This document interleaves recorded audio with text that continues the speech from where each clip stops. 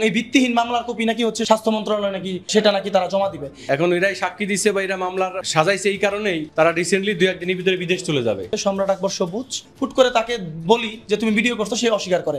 অনেক ভিডিও এবং অনেক কনভারসেশন ওর ফোনে পাওয়া যায় বিভিন্ন জনের সাথে। ও হচ্ছে উদ্দেশ্য প্রণোদিতভাবে যে একটা নাটক সাজানো। হাসনাত সুমন স্যার, ওনার কাছে একটা ফোন যায় ওর কাছ থেকেই যে আমি আত্মহত্যা করতেছি, সেই তার দায় চাপাচ্ছে, যে হত্যা চেষ্টার দায় চাপাচ্ছে আমাদের উপরে। এই মামলার বিষয়টা যদি আমি আপনাকে একটু ক্লিয়ার করি, সেটা হচ্ছে এখানে একজন বিতর্কিত পার্সন ছিল, সেই জুলাই যোদ্ধার নাম হচ্ছে সম্রাট আকবর সবুজ।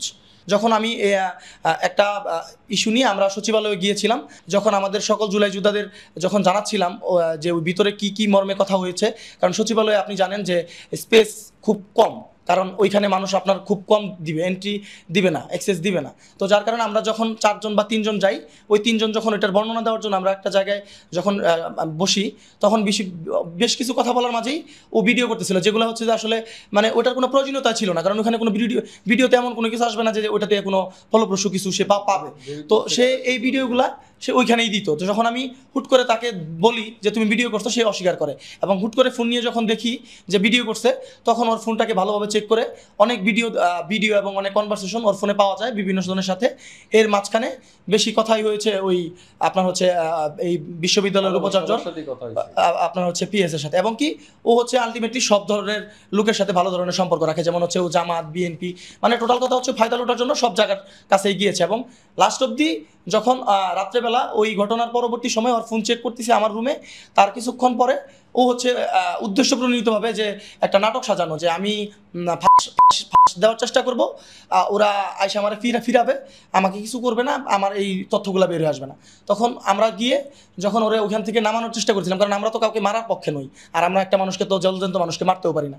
ওইখান থেকে আমরা যখন নামাচ্ছিলাম, তখন ও নামানো অবস্থায় অত কিছু হয়নি, কারণ ও যেটা দিয়ে লড়তেছিল, তখন ওইটাতে আপনার হচ্ছে মানে বাদ দিয়ে যে দেওয়ার ব্যাপারটা, ওটা কিন্তু দেয়নি, মানে ওর হাত দিয়ে ধরে আছে। তার মানে হচ্ছে ও তো দিবে না, কারণ এটা হচ্ছে নাটক।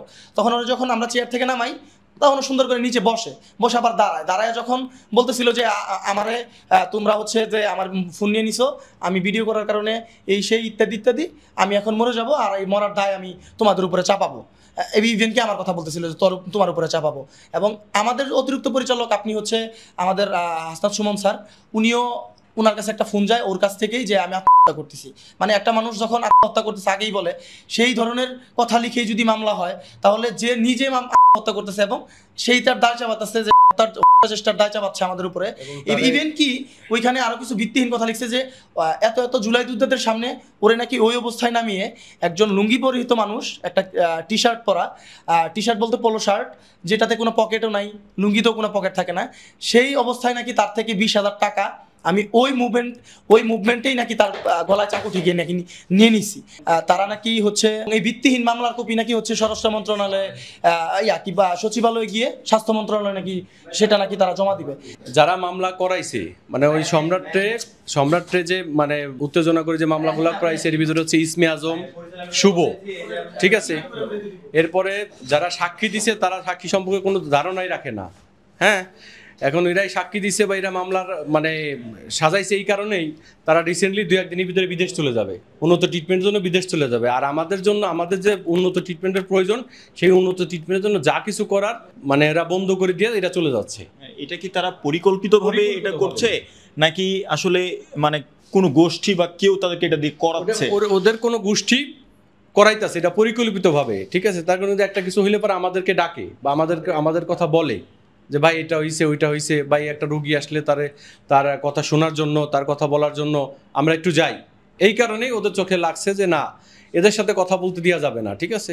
আমরা আমার বাংলাদেশের জনগণকে বলতে চাই এবং আইন প্রশাসনকে বলতে চাই যে যারা আমাদের এই উদ্দেশ্য প্রণোদিতভাবে আমাদেরকে হয়রানি করতেছে, আমাদের চিকিৎসায় বাধাবিঘ্ন করতেছে, তাদের দৃষ্টান্তমূলক শাস্তি চাই। আর এই মিথ্যা মামলা, যে ভিত্তিহীন মামলা করছে, যে অনেক কিছুই আছে, আপনাকে মামলার কপিটাও আমরা দিতে পারবো, যে আপনি দেখেন ঘুরে ঘুরে যে এখানে কি হয়, এখানে সিসিটিভি ফুটেজ আছে, এখানে কে আসে বা কি করে, এটা আপনি দেখতে পারবেন ভাই।